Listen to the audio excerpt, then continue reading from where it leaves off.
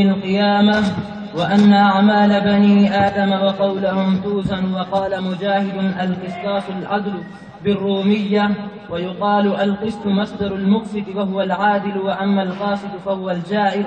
حدثنا أحمد بن إشكاب قال حدثنا محمد بن فضيل عن أمارة بن القائد عن أبي زرعة عن أبي هريرة رضي الله تعالى عنه قال: قال النبي صلى الله عليه وسلم: كلمتان حبيبتان إلى الرحمن خفيفتان على اللسان ثقيلتان في الميزان سبحان الله وبحمده سبحان الله العظيم.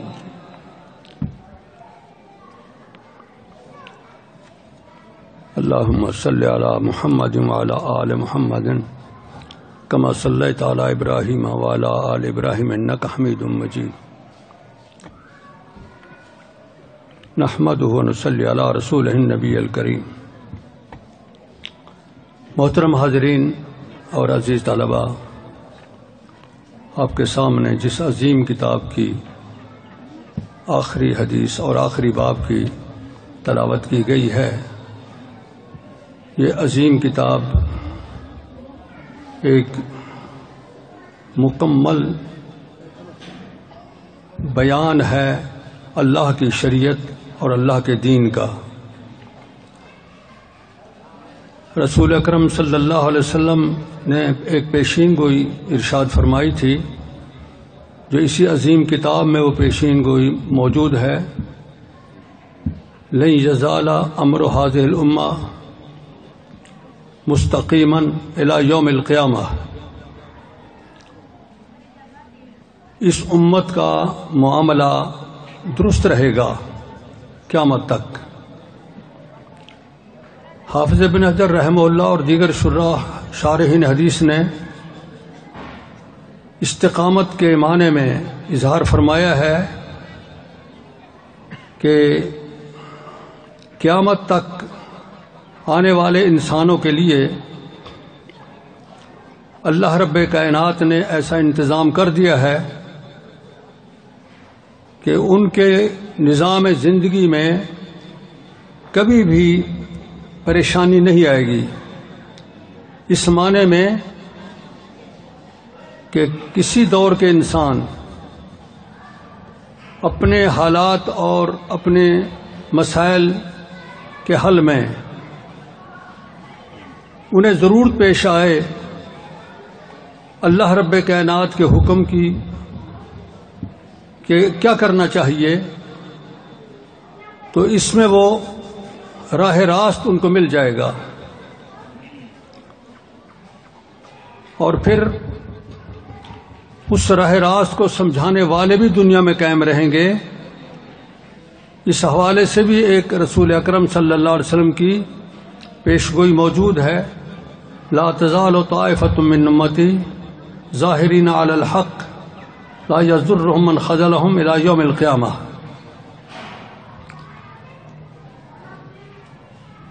اصل بات یہ ہے کہ انسانوں کے مسائل اور انسانوں کے معاملات تبدیل ہوتے رہتے ہیں.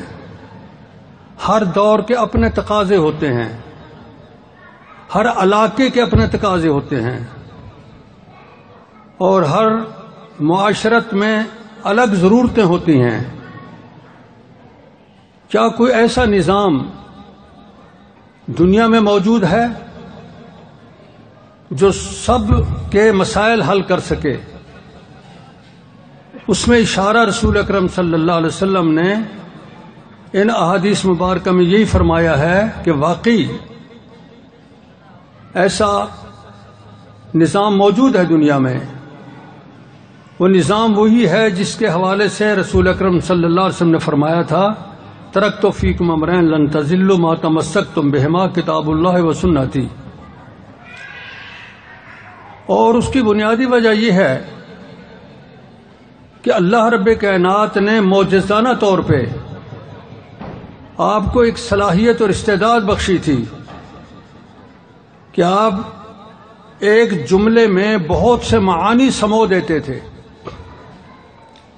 اوتی تو جوامع الکلم فرمایا آپ نے. کسی پہلے نبی کو جوامع الکلم سے نہیں نوازا گیا. حضرت محمد الرسول اللہ صلی اللہ علیہ وسلم کو نوازا گیا ہے۔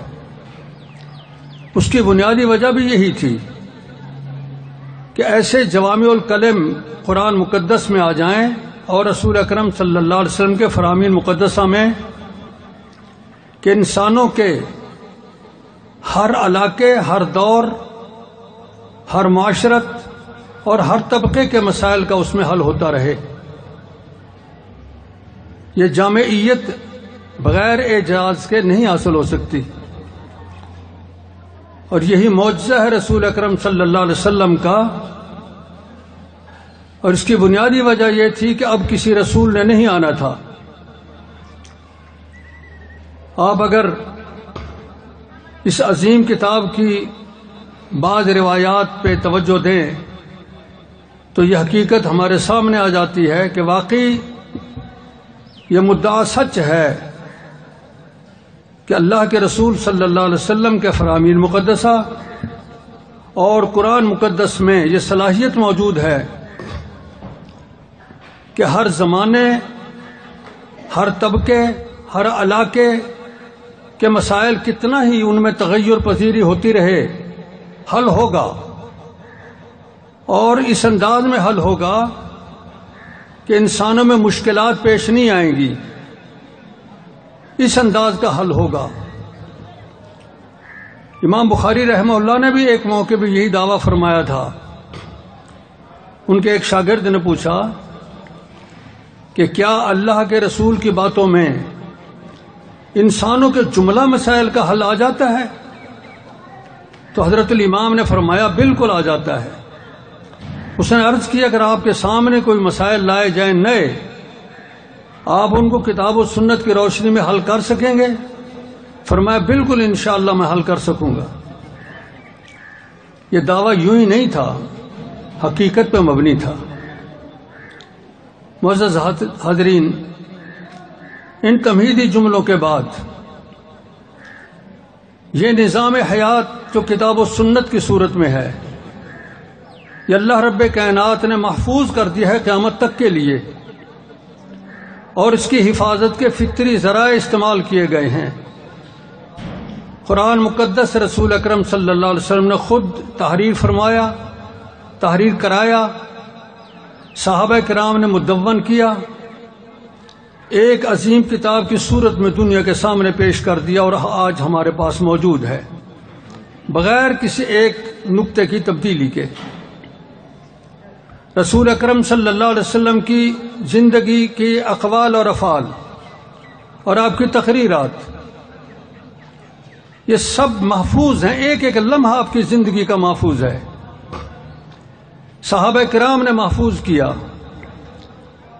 اور اس فرمان کی تعمیل میں جس میں آپ نے فرمایا تھا بلغوا انی ولو آیہ، میری ایک ایک بات تم نے اگلی امت تک پہنچانی ہے، بہت سے صحابہ کرام نے حفظ کیا، یاد رکھا، اس پہ عمل کیا۔ بہت سے صحابہ کرام نے اپنی یادداشتوں کی صورت میں تحریر کیا،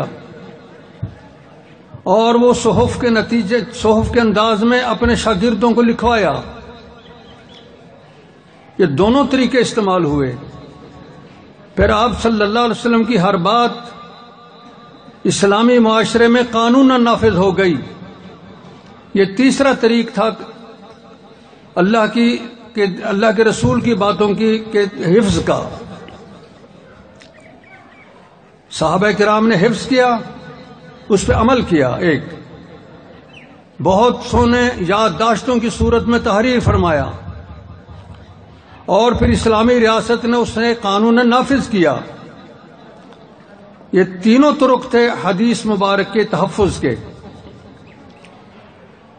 صحابہ کرام میں لکھنے والے عبداللہ ابن عمرو بن العاص الصحیفۃ الصادقہ کے مؤلف، جو آپ کتب حدیث میں عمرو بن شعیب عن ابی عن جدہ کی سند سے روایت پڑھتے ہیں، یہ اسی صحیفہ صادقہ کی روایتیں ہیں۔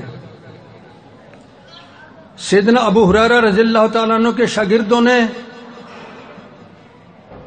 کئی شاگردوں نے ان کی احادیث کو لکھا۔ ان میں ایک حمام بن منبہ ہیں، انہوں نے 137 احادیث کا مجموعہ لکھا، اور وہ مجموعہ اس وقت بھی دنیا میں محفوظ ہے مخطوطے کی شکل میں۔ مکتبہ ظاہریہ دمشق میں بھی ہے اور جرمنی کی ایک لائبریری میں بھی ہے۔ امام احمد رحمہ اللہ نے پورے نسخے کو اپنی مسند میں درج فرما دیا ایک ہی سند کے ساتھ۔ وہ سند ہے امام احمد کے استاد عبدالرزاق کی۔ امام عبدالرزاق اپنے استاد معمر سے روایت کرتے ہیں، امام معمر حمام بن منبہ سے روایت کرتے ہیں، اور وہ سیدنا ابو ہریرہ سے۔ اس ایک سند کے ساتھ پوری 137 حدیثیں صحیح مسند احمد میں ایک ہی جگہ درج ہیں۔ اسی طرح 55 احادیث کا ایک اور مجموعہ مسند احمد میں محفوظ ہے، ابو الزناد آرج اور ابی ہریرہ کی سند سے۔ امام بخاری رحمہ اللہ اس صحیفے کی روایتیں اپنی اس عظیم کتاب میں لائے ہیں۔ کہیں شعیب عن ابی الزناد عن الارج عن ابی ہریرہ، کہیں سلیمان عن ابی الزناد عن الارج عن ابی ہریرہ، اور کہیں مالک عن ابی الزناد عن الارج عن ابی ہریرہ، ان اسانید کے ساتھ۔ اسی طرح سیدنا ابو ہریرہ کے ایک اور شاگرد، وہ بھی صحیفہ کی شکل میں ان کی احادیث لکھا کرتے تھے۔ سیدنا علی رضی اللہ تعالیٰ عنہ کے پاس ایک صحیفہ موجود تھا جس میں حدود اور جنایات کے مسائل، زکوٰۃ اور صدقات کے مسائل تحریر تھے، یعنی جن احادیث کا تعلق اسلامی نظام میں جنایات کے ساتھ ہے، حدود کے ساتھ ہے، صدقات اور زکوٰۃ کے ساتھ ہے، حرمین شریفین کے احترام کے ساتھ ہے، وہ سب کی سب سیدنا علی رضی اللہ تعالیٰ کے صحیفے میں لکھی ہوئی تھیں۔ اس کا تذکرہ بار بار آپ کو اس عظیم کتاب میں ہی پڑھتے رہے ہیں، اور دیگر کتب احادیث میں بھی موجود ہے۔ سیدنا انس رضی اللہ تعالیٰ عنہ نے اپنے آخری دور میں اپنے فرزندوں کو بہت ساری احادیث لکھوا دی تھیں اور ایک بڑے صحیفے کی شکل میں موجود تھیں۔ اسی طرح سیدنا ابو رافع وہ بھی احادیث لکھا کرتے تھے۔ تو صحابہ کرام کے دور میں ایک بڑی تعداد ایسی موجود ہے جو احادیث مبارکہ تحریر کرتے تھے اور انہیں یادداشتوں کی صورت میں اپنے پاس رکھتے تھے۔ اللہ رب کریم نے تابعین میں بھی ایسے لوگ پیدا کیے۔ صحابہ کرام اسلامی فتوحات اور اسلامی لڑائیوں کے نتیجے میں پوری اسلامی ریاست میں پھیلے ہوئے تھے۔ وہ جہاں تھے وہیں اللہ کے رسول کی باتیں پہنچاتے، لوگ انہیں حفظ کرتے، یاد رکھتے۔ تابعین میں ایک دور، ایک طبقہ اللہ رب کریم نے ایسا پیدا فرمایا جو پوری اسلامی ریاست میں گھوم پھر کے وہ احادیث ایک جگہ جمع کر رہے تھے۔ عمر بن عبدالعزیز خلیفۃ المسلمین نے خصوصی طور پہ حکومتی سطح پہ حکم جاری کیا کہ رسول اکرم صلی اللہ علیہ وسلم کے فرامین ایک جگہ لکھے جائیں، اور بہت بڑا ذخیرہ احادیث کا تحریر ہوا۔ امام زہری رحمہ اللہ کے پاس اتنا مجموعہ تھا کہ اونٹ کے اوپر لاد کے لے جاتے تھے۔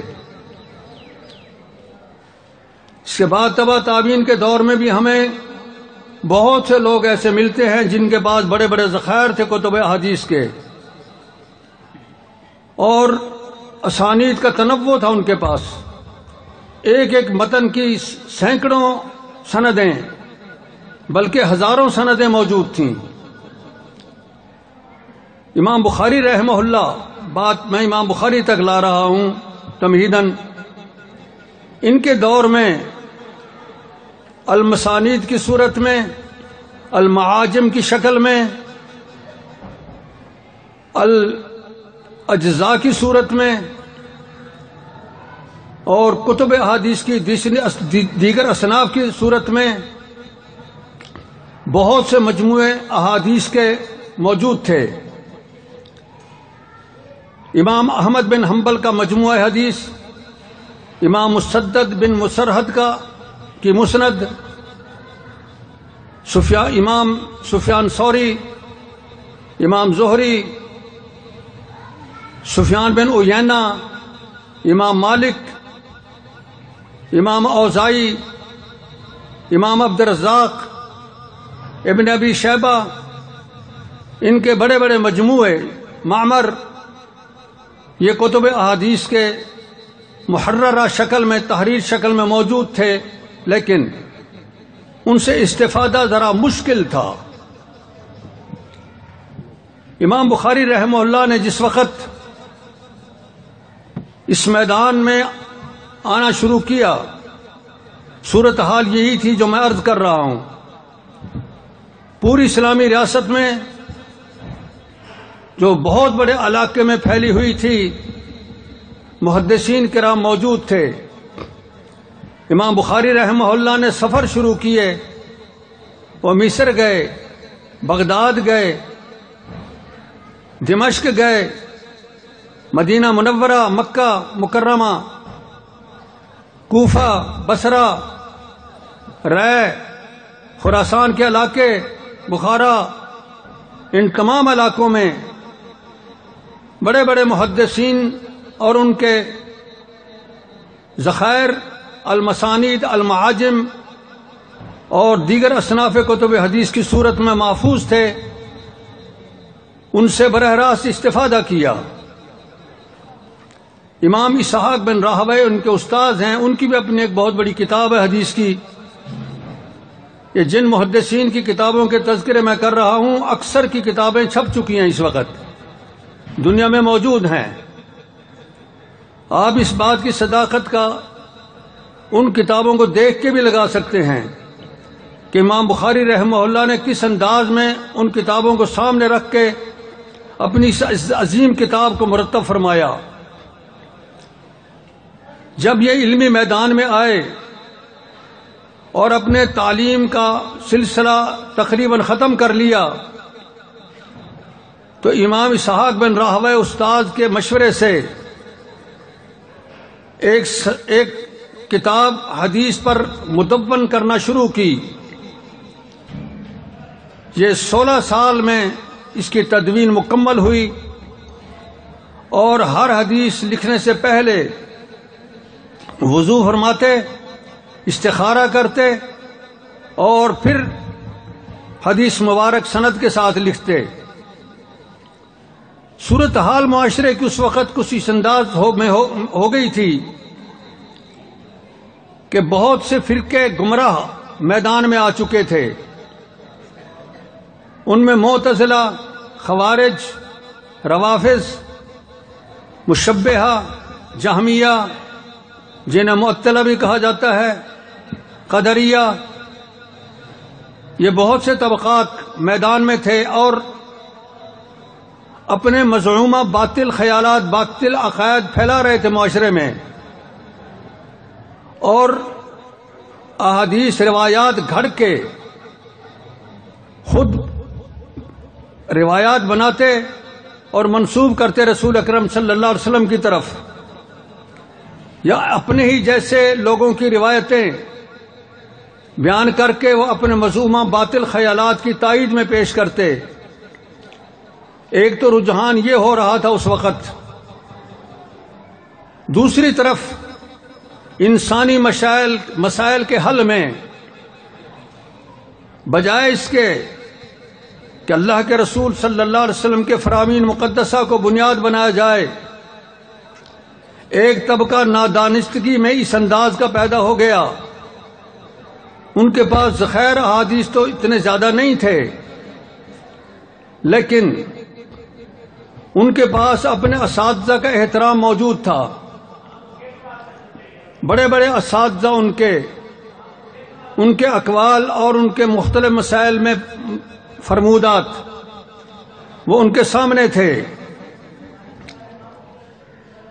اب جب ان کے سامنے کوئی نیا مسئلہ آتا تو اپنے استاد کی روایات، اپنے استاد کی باتوں میں وہ تلاش کرتے کہ اس نئے مسئلے کا حل ہے یا نہیں، مل جاتا تو ٹھیک، اس کے مطابق وہ سنا دیتے کہ میرا استاد چونکہ بڑا استاد تھا، اس نے جو اس مسئلے کا حل فرمایا بالکل ٹھیک فرمایا، وہ آگے اسی انداز میں بیان کر دیتا۔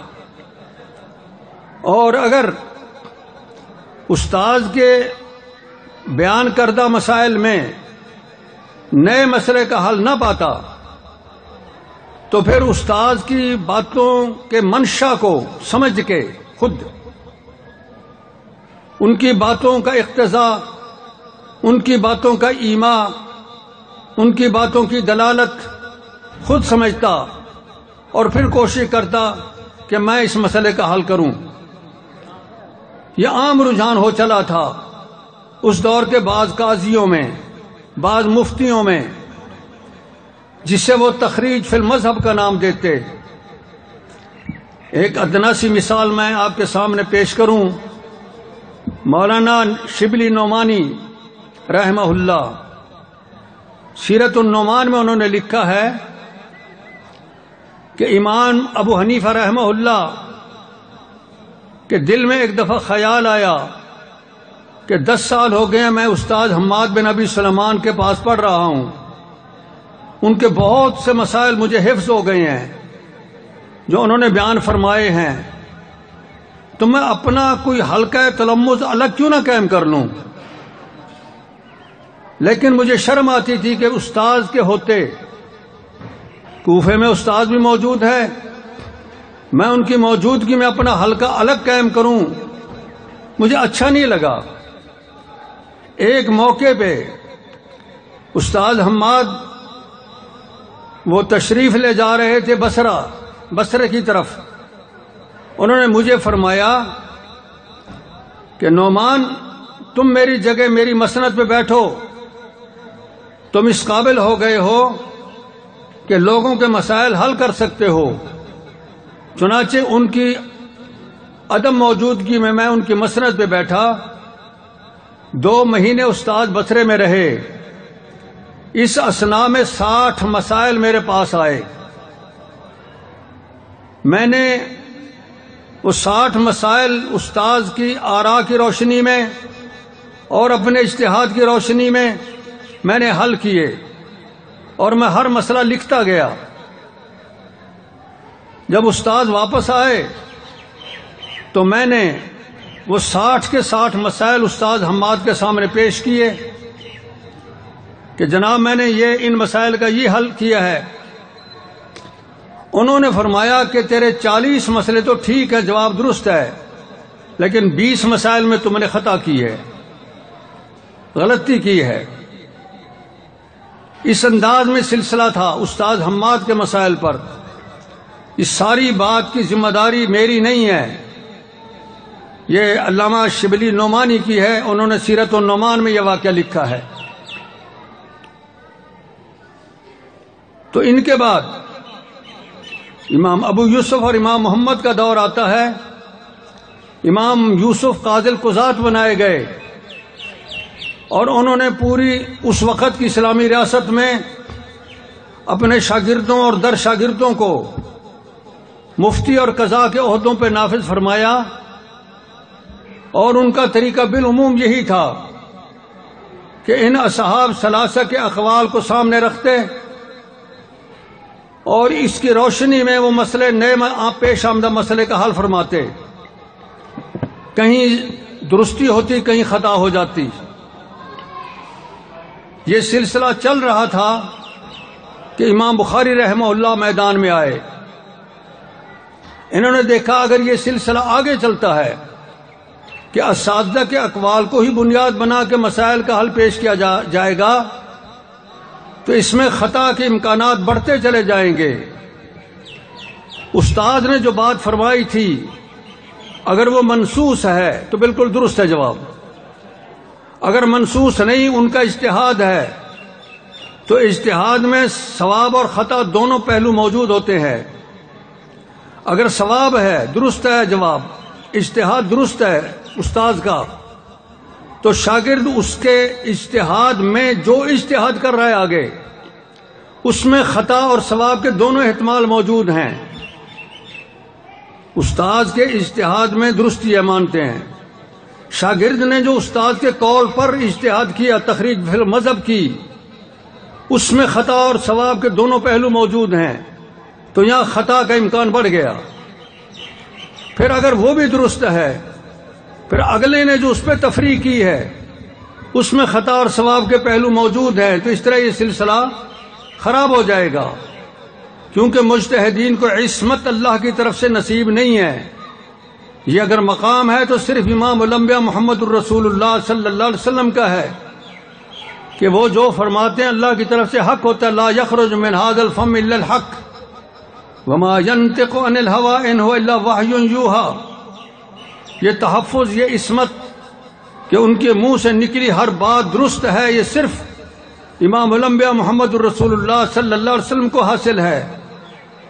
ان کے فرامین مقدسہ کو یہ مقام دیا جائے کہ ان کے صریح لفظ سے استدلال، ان کے صریح لفظ کے معنی سے استدلال، ان کے صریح الفاظ اور معنی کے اشارے سے استدلال، ان کے الفاظ مبارکہ کے اقتضاء سے استدلال، ان کے کلام کے سیاق سے استدلال، ان کے کلام سے کے ایما سے استدلال، سیاق کلام سے استدلال، یہ ہو سکتا ہے، اور یہ مقام صرف محمد الرسول اللہ صلی اللہ علیہ وسلم کو ہے۔ یہ بات پیش نظر تھی امام بخاری رحمہ اللہ کے، اس بنیاد پہ انہوں نے تخریج فی المذہب کے سلسلے کو ختم کر کے یہ عظیم کتاب ہمارے سامنے لائے۔ اس میں عقائد سے لے کے عبادات، معاملات، عبادات میں نماز، روزہ، حج، زکوٰۃ، معاملات میں تجارات، معاشی جملہ مسائل، گھریلو اجتماعی مسائل، انسانوں کے انفرادی اور اجتماعی مسائل، ایک انسان کو اس دنیا میں جس مسئلے سے کبھی بھی کوئی سابقہ پڑ سکتا ہے اس کا حل رسول اکرم صلی اللہ علیہ وسلم کے جامع فقروں میں ضرور مل جائے گا۔ امام بخاری رحمہ اللہ نے یہی کر کے دکھایا۔ اسی بنیاد پہ میں عزیزان جی قدر کو اس طرح متوجہ کروں گا کہ آپ ایک ہی حدیث کو بار بار اس عظیم کتاب میں کیوں پڑھتے رہے ہو؟ آپ کو معلوم ہے کہ ہر جگہ نیا استدلال ہوتا تھا۔ سیدہ عائشہ رضی اللہ تعالیٰ عنہا کی روایت بریرہ کے حوالے سے جو عتق کی ہے، الولاء لمن اعتق، اس کو امام بخاری 35 مقام پہ لائے ہیں اور 35 مسائل حل کیے ہیں۔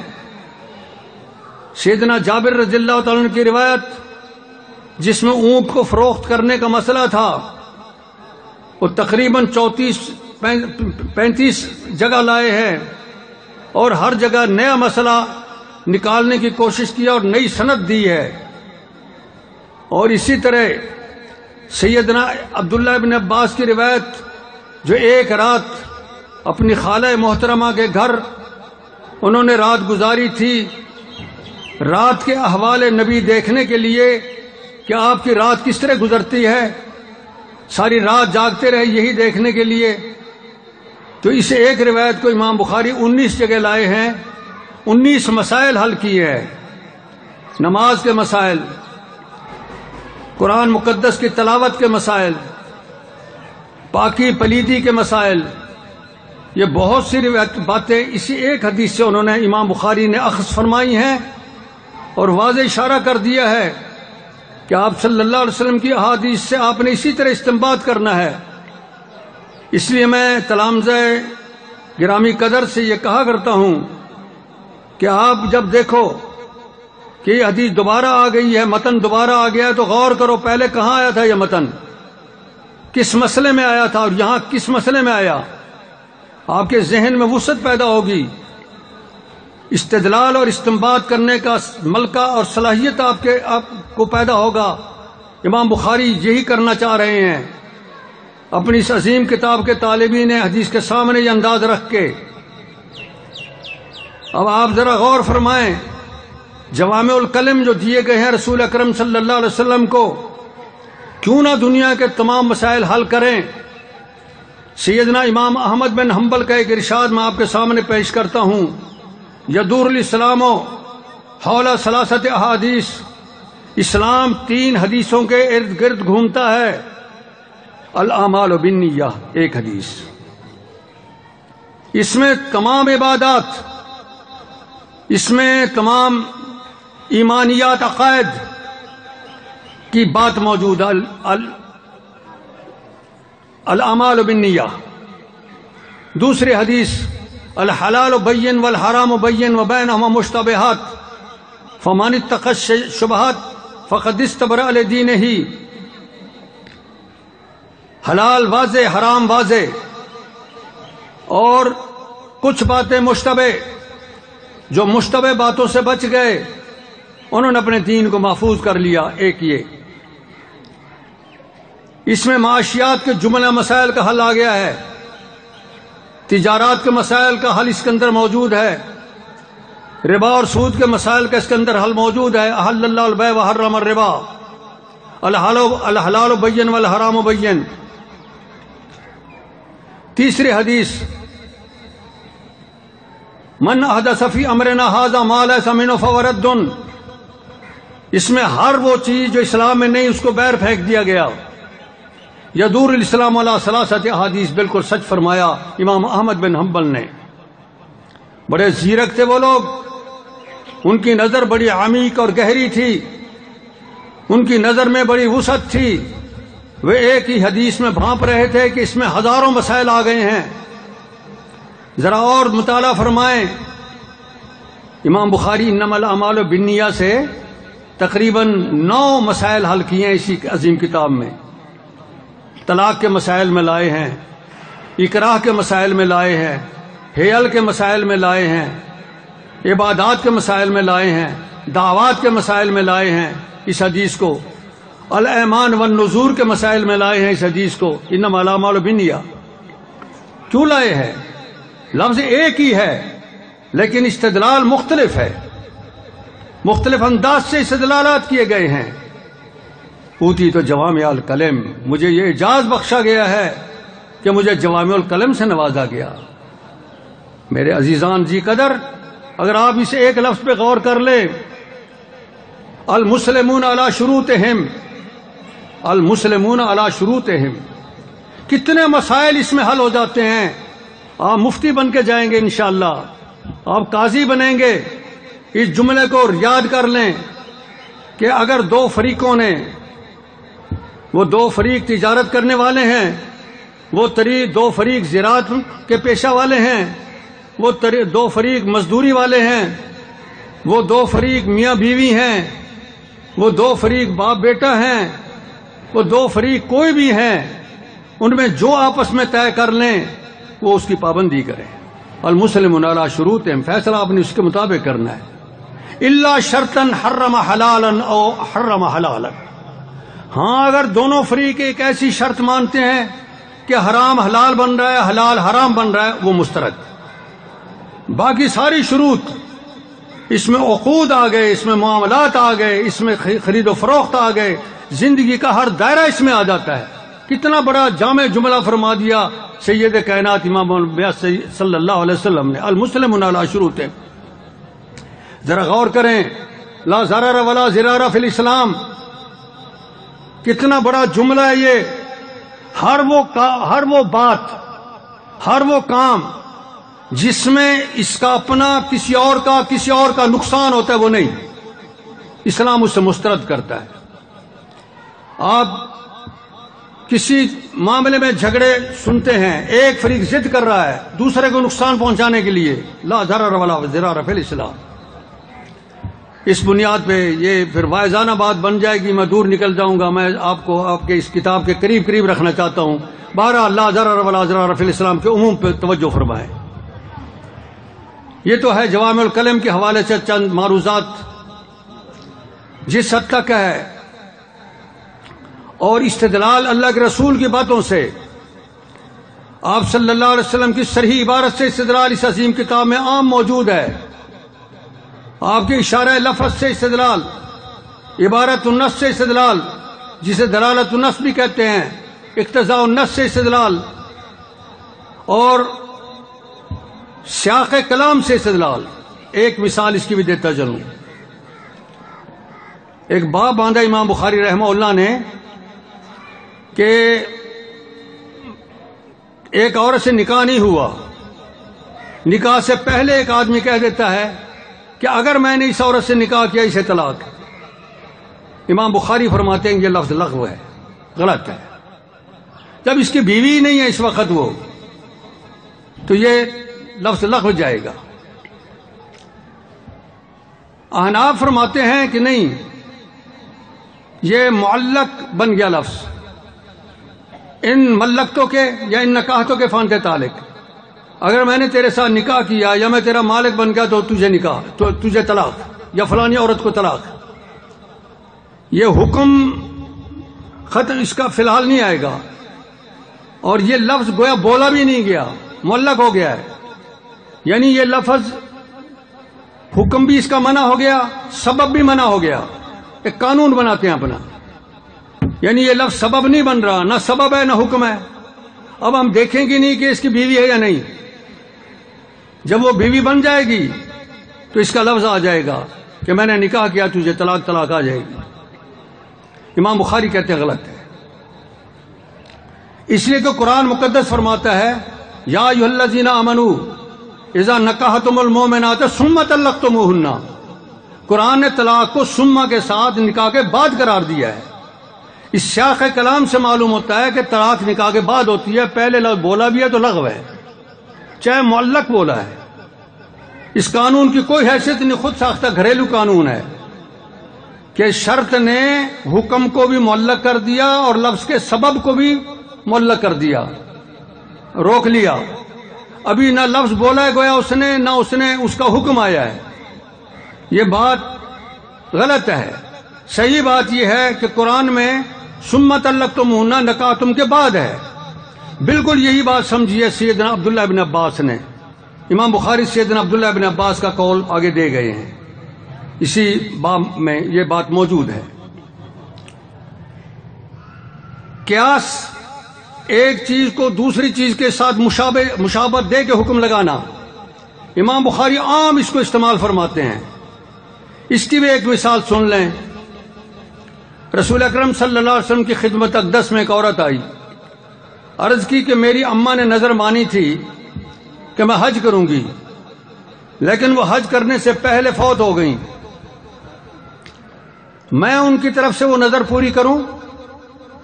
آپ نے فرمایا بیٹی یہ بتا، اگر تیری ماں نے کسی شخص کا قرضہ دینا ہوتا تو وہ قرضہ ادا کرتی کہ نہ؟ عرض کی ضرور ادا کرتی. فرمایا پھر یہ اللہ کا قرضہ ہے، یہ بھی ادا کر. دیکھو اللہ کے قرض کو مشابہت دی ہے عام انسانی قرض کے ساتھ.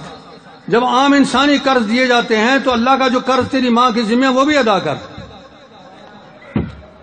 تو اس طرح کوئی اور مسئلہ اگر آ جائے گا مشابہت کا، جس سے ہم علت کی مشارکت کہتے ہیں، اور صحیح طریقے سے جو قیاس ہوتا ہے قیاس صحیح، اس کو امام بخاری رحمہ اللہ قبول فرماتے ہیں، اسے مسترد نہیں کرتے. اور بھی اس کی کافی مثالیں اس کے اندر موجود ہیں. ویسے امام بخاری رحمہ اللہ کتاب الاعتصام بالکتاب والسنہ، اس میں اصول فقہ بیان کیا انہوں نے. پوری کتاب پہ آپ توجہ دیں گہری نظر سے، تو اس میں وہ بتا رہے ہیں کہ استنباط اور استدلال کس طرح ہوتا ہے. کہیں فرما رہے ہیں کہ عموم لفظ سے ہوتا ہے، جس طرح وہ من یعمل مثقال ذرۃ خیرا یرا ومن یعمل مثقال ذرۃ شرا یرا میں عموم سے آپ نے استدلال لیا ہے. باقی یہ بات کہ امام بخاری کا یہ انداز کہ رسول اکرم صلی اللہ علیہ وسلم کے الفاظ سے ہی مسائل کا اخذ کیا جائے، اس طرف رسول اکرم صلی اللہ علیہ وسلم خود بھی متوجہ کیا بعض اوقات. صرف ایک واقعہ اس کا بھی بیان کرتے چلوں، ورنہ واقعات عام ملتے ہیں اس صحیح بخاری میں. ایک صحابی نے عرض کی یا رسول اللہ جنگل میں بکری یا بھیڑ ہے، کیا میں اسے پکڑ لوں؟ فرمایا ہاں، وہ یا تو پکڑ لے گا یا تیرا بھائی پکڑ لے گا یا بھیڑیا کھا جائے گا. اس میں آپ نے اشارہ کیا کہ تو پکڑ لے اسے، ضائع ہونے کا خطرہ ہے. اس نے عرض کی جناب اونٹ پھرتا ہے اگر اس طرح گمشدہ، اسے پکڑوں؟ آپ ناراض ہو گئے. حالانکہ آپ کوئی مسئلہ پوچھے ناراض نہیں ہوتے تھے، یہاں ناراض ہو گئے. کیوں؟ بھائی یہی قابل نقطہ ہے. حافظ ابن حجر نے بھی اس نقطے کو پکڑا ہے. الحمدللہ میرے ذہن میں بھی یہ نقطہ آیا تھا، اور بعد میں نے حافظ صاحب کی کتاب میں بھی دیکھا، انہوں نے بھی اس کو لیا ہے. وہ کہتے ہیں آپ کے غصے کی وجہ یہ تھی کہ اس نے آپ کے الفاظ پہ غور نہیں کی. آپ نے فرمایا تھا یہ لاکا اور لیاقی کا اور زیب، یہ تو لے جائے گا یا تیرا بھائی لے جائے گا یا بھیڑیا کھا جائے گا. اس لفظ پہ غور کرتا تو یہ مسئلہ سوال ہی نہ کرتا تو، کیونکہ اونٹ کو بھیڑیا نہیں کھا سکتا. آپ نے فرمایا پہلے تو غصہ فرمایا کہ میرے الفاظ پہ توجہ کیوں نہیں دی، اسی میں سے مسئلے کا استنباط ہوتا ہے، پھر بتا بھی دیا. تو آپ نے فرمایا کہ یہ جانور بڑا ہے، پھرتا رہے گا جنگل میں، چرتا رہے گا، اس کی مشکیزیں بھی اس کے ساتھ ہیں، اور گھاس بھی، یہ درخت موجود ہیں، چرتا رہے گا، مالک آئے گا وہ پکڑ لے گا، تجھے کیا ضرورت ہے پکڑنے کی. تو اس انداز میں امام بخاری رحمہ اللہ نے تخریج استنباط من اقوال النبی صلی اللہ علیہ وسلم و من القرآن والحدیث اس کی طرح ڈالی ہے. یہ سنی امام بخاری کا قیامت تک آنے والے مفتیین اور قضات کے لیے رہنما ہے. اس لیے ہم کہتے ہیں لا یزال امر هذه الامه مستقیما الی یوم القیامہ، اس امت کا معاملہ قیامت تک درست رہے گا. آج بھی کوئی نیا مسئلہ آپ لے آئیں، اس کا حل قرآن مقدس کے ان اشاروں کے اندر مل جائے گا آپ کو. مثلا ایک آدمی سگریٹ پیتا ہے، سگریٹ پی کے آپ کہو گے یار مسجد میں نہ آ تو، کو وہ کہے کیوں نہ ہوں میں، دلیل کیا ہے تیرے پاس کہ نہ ہوں؟ اور ذرا احادیث کی طرف توجہ کرتے ہیں. رسول اکرم صلی اللہ علیہ وسلم نے فرمایا کہ جو پیاز اور تھوم کھائے نا لا یقربن مسجدنا، جو پیاز اور تھوم تازہ کھا چکا ہے وہ ہماری مسجد کے قریب نہ آئے. وجہ بو ہے اس کے منہ میں. ان الملائکۃ تتعزا مما یتعزا منہ الانسان، فرشتے بھی اس چیز سے ایذا محسوس کرتے ہیں جس سے انسان ایذا محسوس کرتے ہیں. اور سگریٹ نوش کے منہ میں کتنی خوشبو ہوتی ہے بھلا آپ کو پتا ہے؟ اتنی بدبو ہوتی ہے کہ قریب کھڑے ہونے والے جو عادی نہیں ہے اس کو الٹی آنے لگ جاتی ہے، اتنی بو ہوتی ہے اس کے منہ میں. بالخصوص تازہ سگریٹ پی کے جو آیا ہو اس کو تو کہہ دو مسجد میں نہ آ تو. اللہ کے رسول نے جو فرمایا، اب وہاں سگریٹ کا نام آپ نے نہیں لیا لیکن بات تو وہی موجود ہے. جو تھوم اور پیاز کھانے والے مسجد میں آئے، آپ نے فرمایا مسجد میں نہ آ جب تک منہ تیرا بالکل درست نہیں ہوتا. تو سگریٹ نوش اس کو بھی آپ ہدایت کریں گے سگریٹ نوشی چھوڑ دے. اس کی حرمت پر اور بھی دلائل موجود ہیں، کل مسکر حرام. اور اسی طرح من یقتل مؤمنا متعمدا فجزاؤہ جہنم، یہ بھی ایک دلیل ہے سگریٹ نوش کی، سگریٹ کی حرمت کی. یہ تدریجی قاتل ہے انسان کے لیے، انسان کے پھیپھڑوں کو تباہ کرتا ہے. یہ دنیا کا ہر حکیم، ہر ڈاکٹر اس بات کو مانتا ہے، تبھی تو اس کے اوپر لکھا ہوتا ہے صحت کے لیے مضر ہے، استعمال نہ کریں. ہر سگریٹ کے دانے کے اوپر یہ لکھا ہوتا ہے. کیوں لکھا ہوتا ہے؟ کہ یہ مسلمہ ہے کہ یہ تباہ کن ہے انسانی صحت کے لیے. یہ تو حکومتیں صرف اپنے ٹیکس حاصل کرنے کے لیے، آمدنی بڑھانے کے لیے حرام طریقہ اپناتے ہیں کہ سگریٹ کو باہر سے آنے دیتے ہیں اور خود بھی بنانے کی اجازت دیتے ہیں. بہرحال ایک اور مسئلہ بھی نئے قیاس کا آپ کے سامنے رکھتا جاؤں. حدیث میں آتا ہے نا، کوئی عورت کسی عورت کی نعت اپنے خاوند کے سامنے اس طرح نہ بیان کرے کانہ یراہا، گویا اسے دیکھ رہا ہے.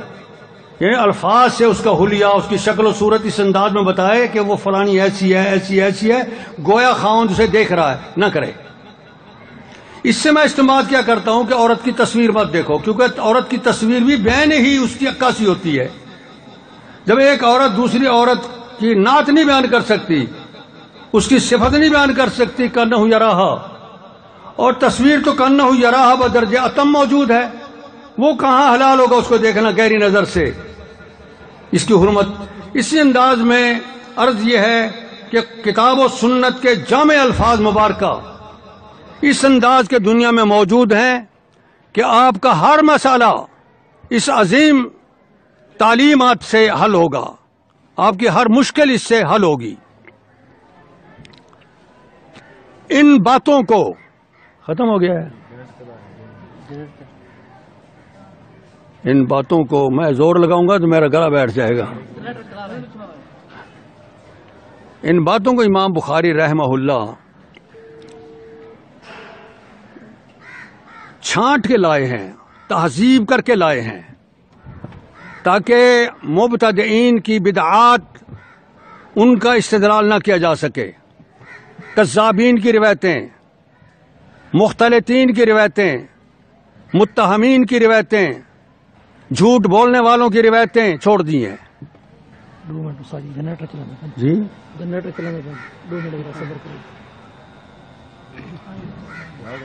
چپ کریں۔ تو امام بخاری رحمہ اللہ نے جو سندیں دی ہیں وہ سندیں اس انداز کی ہیں کہ ان میں ایک تو کوشش امام صاحب کی ہے کہ عالی سند آئے، دوسرا جن روات کی روایتیں لائیں وہ عادل تام و ضبط ہوں، ہر راوی کا اپنے استاد سے لکھا اور سما ثابت ہو۔ اسی جستجو کا نتیجہ یہ نکلا کہ امام بخاری اپنے دور کے محدثین میں سب سے زیادہ ثلاثیات لانے والے ہیں، کیونکہ اسلامی ریاست میں گھومے پھرے اور عالی سندوں کی تلاش کرتے رہے، اور جو تلاش کرتا ہے وہ پا لیتا ہے۔ من جد وجدہ، محنت کی ہے پا لیا۔ اس لیے 22 روایتیں اس عظیم کتاب میں انہوں نے درج فرمائی ہیں ثلاثیات۔ ثلاثیات کا مقصد ہوتا ہے، آپ کو تو پتہ ہی ہے ماشاءاللہ، عام لوگوں کو میں عرض کر رہا ہوں کہ امام اور رسول پاک کے درمیان صرف 3 واسطے ہیں۔ یہ ثلاثیات عالی ترین درجہ کہلاتا ہے امام بخاری کے درجے میں، طبقے میں۔ اور عام روایتیں رباعیات ہیں جس میں 4 واسطے ہیں، 5 واسطوں والے بھی ہیں، اس سے زیادہ والے بہت کم روایتیں آئی ہیں۔ چند ہی روایتیں ہیں سمانیات، اور ایک روایت ہے غالباً تصادیات، یعنی 9 واسطے جس میں آئے ہیں، صرف ایک روایت ہے۔ باقی 20 کے قریب سمانیات ہیں اور 22 ثلاثیات ہیں، اکثر رباعیات ہیں۔ اس میں بھی عالی ترین معیار ہے امام بخاری رحمہ اللہ کا۔ بعض محدثین نے فنی تنقید ضرور کی ہے، لیکن وہ اس سے ان کی روایات ضعیف نہیں قرار پاتی باتفاق محدثین۔ جس طرح امام دارقطنی کی استدراکات ہے وہ صرف فنی تنقید ہے، ان کے جواب بھی دیے گئے ہیں۔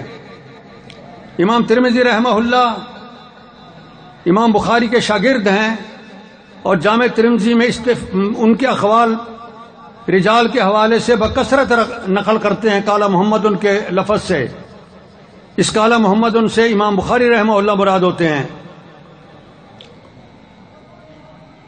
ایک جگہ صرف امام ترمذی نے نقد کیا امام بخاری پہ، پوری بخاری کی روایات پہ کوئی نقد نہیں کر سکے سند پہ۔ میں آپ طالبین کے مطالعے کے لیے اس کو پیش کرتا ہوں۔ ایک روایت ہے عبداللہ بن مسعود کی 3 احجار والی، 3 بٹوں والی۔ اس میں امام ترمذی کی رائے یہ ہے کہ ابو اسحاق سبیعی، یہ ابی عبیدہ اور عبداللہ بن مسعود والی روایت زیادہ بہتر ہے، کیونکہ اسے اسرائیل روایت کرتا ہے، اور اسرائیل کی تائید میں قیس موجود ہے، 2 راوی ہیں یہ۔ جبکہ امام بخاری اپنی صحیح میں اسی روایت کو لائے ہیں تو سند دوسری دی ہے، انہوں نے زہیر کی سند دی ہے، زہیر عن ابی اسحاق سبیعی عن عبد الرحمن بن اسود عن عبداللہ بن مسعود۔ ابو زبیر ابو اسحاق سبیعی، عبد الرحمن بن اسود اور عبداللہ بن مسعود۔ امام ترمذی کہتے ہیں یہ سند درست نہیں۔ ایک تو یہ وجہ کہ اسرائیل کی تائید میں قیس ہے، زہیر کی تائید میں کوئی نہیں۔ دوسری یہ کہ زہیر جو ہے یہ ابو اسحاق سبیعی مختلط ہو گیا تھا، اختلاط کے بعد روایتیں لی ہیں۔ یہ امام ترمذی کی دو تنقیدیں ہیں۔ پوری صحیح بخاری کی سندوں میں صرف اس سند پہ تنقید کی، اور کسی سند پہ امام ترمذی نے تنقید نہیں کی، جبکہ صورتحال یہ ہے۔ بعد کے محدثین نے پھر مزید تجزیہ کیا ان دونوں اکابر کے درمیان کہ کس کی رائے زیادہ وزنی بنتی ہے، سند کے حوالے سے متن دونوں صحیح کہتے ہیں۔ وہ زہیر کی روایت کو تقویت دی گئی، کیوں؟ زہیر کے مطابق 4 راوی موجود ہیں، زکریا، شریک اور ابن ابراہیم، ایک اور حماد غالباً۔ 4 راوی زہیر کی تائید میں ہیں، اسرائیل کی تائید میں صرف 1 راوی ہے۔ یہ تو جواب ہو گیا امام احمد کی اس بات کا، امام ترمذی کی پہلی بات کا۔ دوسری بات، امام ترمذی رحمہ اللہ جو فرما رہے ہیں کہ اختلاط کے بعد اس نے روایتیں لی، امام احمد کہتے ہیں کہ غلط، زہیر نے اختلاط سے پہلے روایتیں لی ہیں، یہ اوائل تلامذہ میں سے ہیں۔ امام احمد بن حنبل کے مقابلے میں امام ترمذی کی تحقیق جو ہے نا وہ مرجو قرار پائے گی۔ امام احمد کا مقام نقد رجال کے حوالے سے باتفاق بلند ہے، اس لیے زہیر متقدمین تلامذہ ابو اسحاق سبیعی سے ہے، لہذا اختلاط سے پہلے انہوں نے روایت لی ہے۔ اس لیے امام بخاری رحمہ اللہ وہی سند لائے ہیں اپنی اس عظیم کتاب میں۔ محترم حاضرین و عزیز طلبہ، اب ہم ذرا چلتے ہیں امام بخاری کی ان کتابوں کی طرف۔ تقریباً 97 کتابیں امام بخاری نے اپنی اس عظیم کتاب میں درج کی ہیں۔ پہلی واحد کے حوالے سے، پھر ایمان کے حوالے سے، طہارات کے حوالے سے، عبادات میں نماز، روزہ، حج، زکوٰۃ کے حوالے سے، اور معاملات کے حوالے سے، بالخصوص خرید و فروخت کے حوالے سے۔ میں اس طرف متوجہ کروں گا کہ آج کے مشکل ترین معاشی مسائل، اس کا حل اگر آپ لوگ چاہتے ہو کہ کس طرح کیا جائے تو امام بخاری رحمہ اللہ کی تبویب پہ توجہ دیں، اور امام مالک رحمہ اللہ کی کتاب موطا پہ توجہ دیں۔ ان دونوں عظیم کتابوں میں وہ راستے معلوم ہیں، راستے متعین کر دیے گئے ہیں جنہیں آپ اپنا کر آج کے معاشی مسائل، جن کا تعلق صنعتوں سے بھی ہے، جن کا تعلق اجارات اور مزدوریوں سے بھی ہے، جن کا تعلق مزارات کاشتکاری سے بھی ہے، جن کا تعلق بازار کی تجارت سے بھی ہے، اور پہلے زمانے کے حالات سے بالکل مختلف حالات بن گئے ہیں۔ آج کے حالات کی روشنی میں اگر آپ چاہتے ہیں کہ ان کا حل ہم پیش کریں تو امام بخاری کی کتاب البیوع، کتاب المزارع، مساقات اور مزاربہ، امام مالک کے متعلقہ ابواب، ان کا مطالعہ کریں اور انہیں سامنے رکھیں۔ انشاءاللہ ہر جدید مسئلے، ہر نئی صورتحال کا آپ کو جواب کہیں نہ کہیں ضرور مل جائے گا، کسی نہ کسی لفظ سے انشاءاللہ۔ معتزلہ نے اور گمراہ فرقوں نے اسلامی ریاست میں عوام میں گمراہی پھیلانے کی بہت کوشش کی تھی، بالخصوص اللہ کی صفات کے حوالے سے، اور معرکۃ الآراء مسئلہ بن گیا تھا کلام کے حوالے سے کہ اللہ کلام فرماتا ہے یا نہیں۔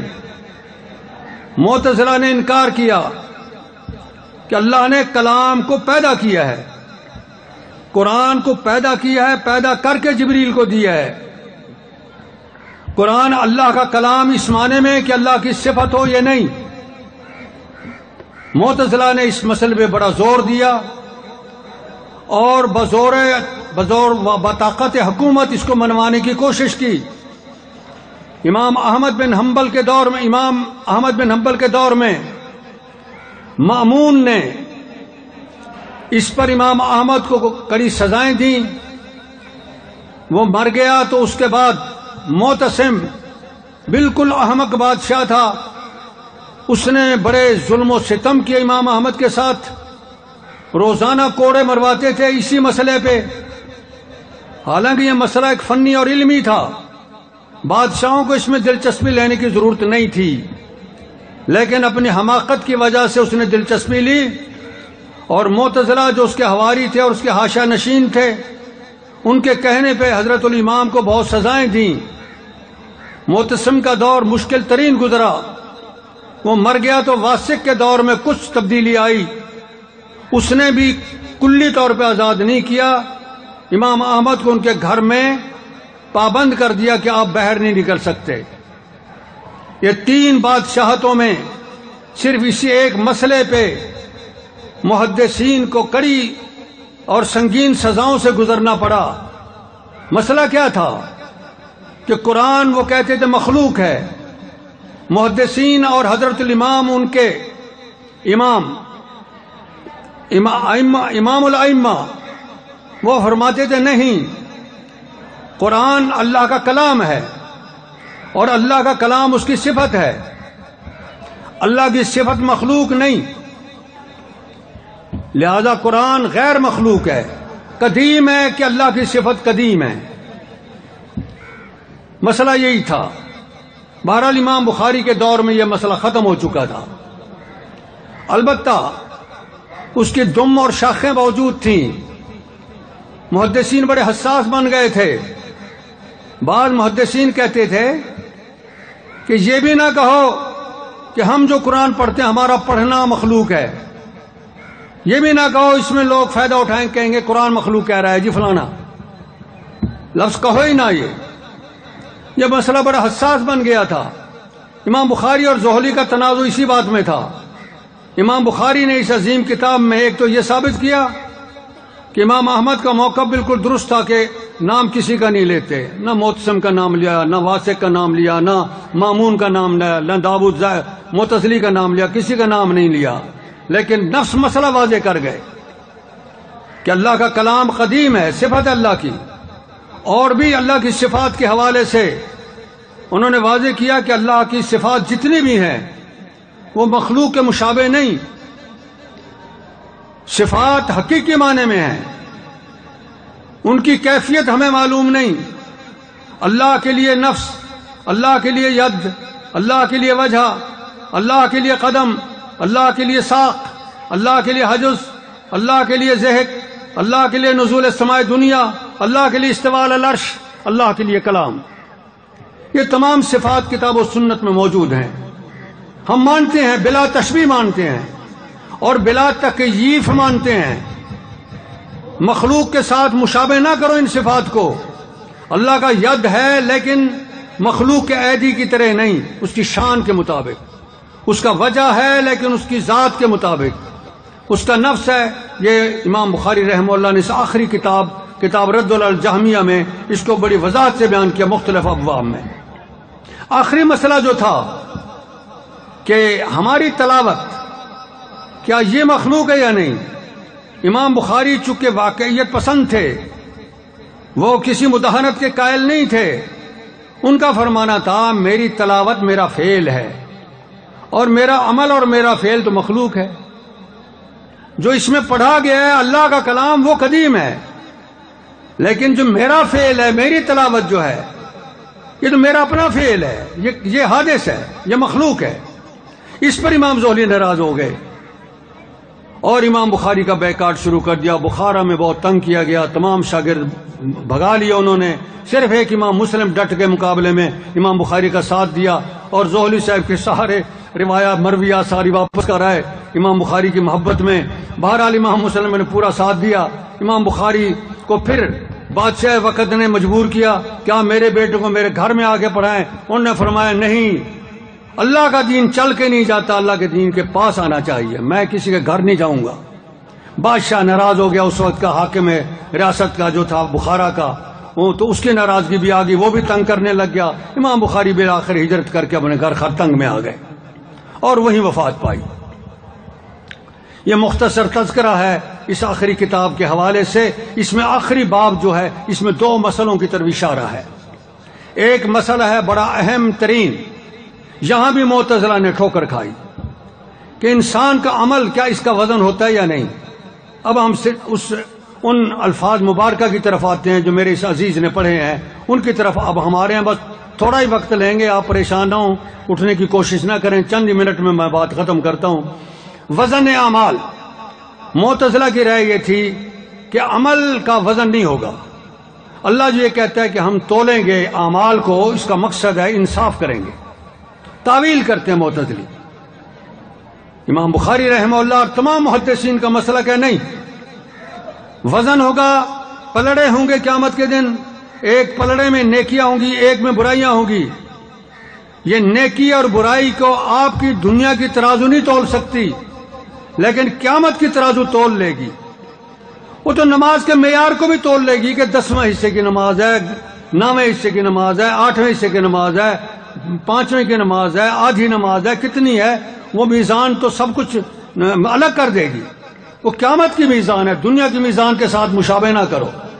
یہ امام بخاری رحمہ اللہ کا موقف ہے، اسی کو ثابت کر رہے ہیں۔ وقول اللہ نضع الموازین القسط لیوم القیامہ، الموازین میزان کی جمع، میوزان تھا، آپ کو معلوم ہے، واو کو یا سے بدل دیا، اور جب جمع بنایا تو وہ واپس آ گیا کہ اس کی اب ضرورت نہیں رہی بدلنے کی، میزان موازین بن گیا۔ باقی قاعدہ آپ کو معلوم ہی ہے، بتانے کی ضرورت نہیں۔ القسط اے للقسط، مفعول لہو ہے، لام محذوف ہے۔ لیوم القیامہ، یہاں حساب کا لفظ مضاف محذوف ہے، لحساب یوم القیامہ، معنی بنے گا ہم ترازو لگائیں گے انصاف قائم کرنے کے لیے، قیامت کے دن حساب کے لیے، قیامت کے دن حساب لیں گے اور ہم ترازو لگائیں گے اور انصاف کریں گے۔ قسط کا معنی، عدل کا معنی تو قسط کے لفظ میں آ گیا تھا، پھر میزان کی کیا ضرورت تھی؟ اگر معتزلہ کی بات کو مان لیں پھر تو یہی کہہ سکتے تھے کہ ہم انصاف کریں گے، بس اتنی کافی تھا، نضع الموازین کے لفظ لانے کی کیا ضرورت تھی؟ اس لیے ان کی تغلیط اسی لفظ سے ہے۔ اس میں حکمت سمجھے امام بخاری کی رحمہ اللہ۔ دوسرے مقامات پہ ہے نا، ثقلت موازینہ فہو فی عیشۃ راضیہ واما من خفت موازینہ فامہ ہاویہ، وہاں میزان کا تذکرہ موجود ہے، وہ آیتیں نہیں لائے، یہی آیت لائے، کیونکہ اس میں ان کے نظریے کی تردید موجود ہے۔ انصاف کا معنی تو قسط کے اندر موجود ہے، تو نضع الموازین زائد لفظ بنے گا، پھر اس کا مقصد یہ بنا کہ تمہاری یہ تعویل غلط ہے۔ نضع الموازین کا معنی حقیقی ہے کہ حقیقتاً ترازویں لگائیں گے، اور پھر احادیث دیگر بھی اس کی تائید کرتی ہیں۔ یہ حدیث جو آگے آ رہی ہے یہ بھی اس کی تائید کرے گی۔ اعمال بنی آدم و قولہم یوزن، یہ دوسرا فقرہ بولا، بنی آدم کے اعمال اور ان کے اقوال کا وزن ہوگا۔ یہاں قرآن میں جو تھا نا میزان رکھیں گے، اس کی وضاحت آ گئی، کیا تلے گا؟ اعمال تلیں گے اور اقوال تلیں گے۔ اس میں اشارہ کر گئے کہ میرا یہ قول، میرا یہ پڑھنا، میرا فعل ہے، یہ تلے گا۔ اس میں بھی وہ تلاوتی للقرآن فهو من افعالی یا من عملی و اعمالی مخلوقۃ للہ خلقکم وما تعملون کے تحت، تو اس میں بھی گویا اشارہ کر کے قولہم میں کہ قرآن کی تلاوت جو ہے اس میں بھی میرا موقف درست ہے، آپ کا موقف درست نہیں ہے۔ وقولہم یوزن، ورنہ اعمال بنی آدم یوزن ہی کہنا کافی تھا۔ قول بھی عمل کے اندر آ جاتا ہے، قول بھی تو ایک عمل ہے نا، اس کے اندر آ جاتا ہے، قولہم کو الگ لانے کی کیا ضرورت ہے؟ یہاں ایک سوال ہوتا ہے، اعمال جمع ہے، قول جمع نہیں ہے، اس کی وجہ یہ ہے کہ قول مصدر ہے اور مصدر کا جمع نہیں ہوتا۔ مجاہد کہتا ہے قسطاس کا معنی عدل، انصاف آتا ہے رومی زبان میں، لیکن یہاں نہیں بنے گا، کیونکہ یہاں نضع الموازین کا لفظ، قسط کا معنی واقعی عدل ہے، نضع الموازین کا لفظ الگ آ گیا ہے۔ قسط مصدر مقسط کا، یہ امام بخاری رحمہ اللہ آیت مبارکہ پیش کر کے اس سے ما لہو و ما لہ کی باتیں بھی بعض اوقات بیان کر جاتے ہیں، جس طرح کہ پہلے بھی ان کی عادت ہے، یہاں بھی اسی انداز سے بیان کر گئے کہ مقسط باب افعال کا اسم فاعل ہے، اس کا اصل ماخذ قسط ہے، قاف سین طا، مصدر کا معنی مادہ، ورنہ قسط جو ہے نا مقصد کا مصدر تو الاقساط ہے، اقساط مصدر ہے اور اس کا مصدر پھر قسط ہے۔ وہ اصل ماخذ جو تھا نا وہ بتا دیا، قاف سین طا سے یہ لفظ بنے ہیں۔ اور عربی زبان کی یہ خصوصیات ہیں کہ عربی زبان کا ہر لفظ وہ بامعنی ہوتا ہے، آپ اس کو جس طرح بھی بدل لو اس کا کوئی نہ کوئی معنی ضرور بن جائے گا۔ یہ خصوصیت ہے عربی زبان کی۔ کوئی بھی لفظ آپ لے لیں، آپ طرب کا لفظ لے لیں، باراتا، برت اس کا بھی معنی ہوگا، بطل لطب اس کا بھی معنی ہے، خشع عین شین خا اشخ اس کا بھی معنی ہے، لغت میں جا کے دیکھ لیں۔ عربی زبان کو سیدھا پڑھیں، الٹا پڑھیں، درمیان کا لفظ کاٹ کے ادھر رکھیں ادھر رکھیں، جس طرح تبدیل کرو گے نا کوئی نہ کوئی معنی ضرور بنے گا۔ یہ خصوصیت عربی زبان کی، باقی دنیا کی کسی زبان میں یہ بات نہیں۔ گڈ کا لفظ جو ہے انگریزی میں ڈوگ پڑھو کیا معنی بنے گا؟ کچھ بھی نہیں بنتا۔ گڈ مارننگ کو الٹا کرو معنی بنتا ہے؟ کچھ بھی نہیں بنتا۔ آپ اپنی زبان کو لے لیں، دوست کا لفظ ہے تے سین وا دال، اس کو الٹا کر کے پڑھو کو معنی بنتا ہے؟ عربی الٹی کرو معنی بن جائے گا۔ یہ خصوصیت ہے عربی زبان کی۔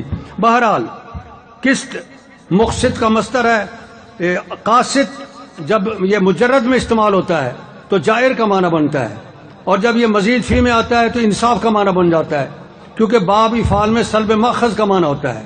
اقسطا یعنی قسط کو، قسط کو، ظلم کو ہٹا دیا، اور وہ انصاف ہے۔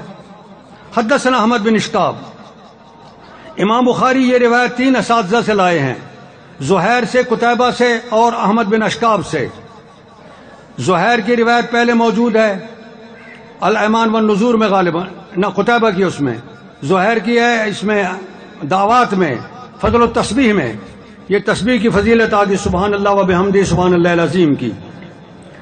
اور ایمان والنذور میں نیت دیکھی جائے گی، کلام کے لفظ سے استدلال ہے کہ ایک آدمی نے کہا میں فلانے سے کلام نہیں کروں گا، میں کلام نہیں کروں گا، تو اگر اس کا مقصد کلام کا ہے کہ کچھ بھی نہیں بولوں گا تو پھر وہ اذکار کرتا ہے تو قسم ٹوٹ جائے گی۔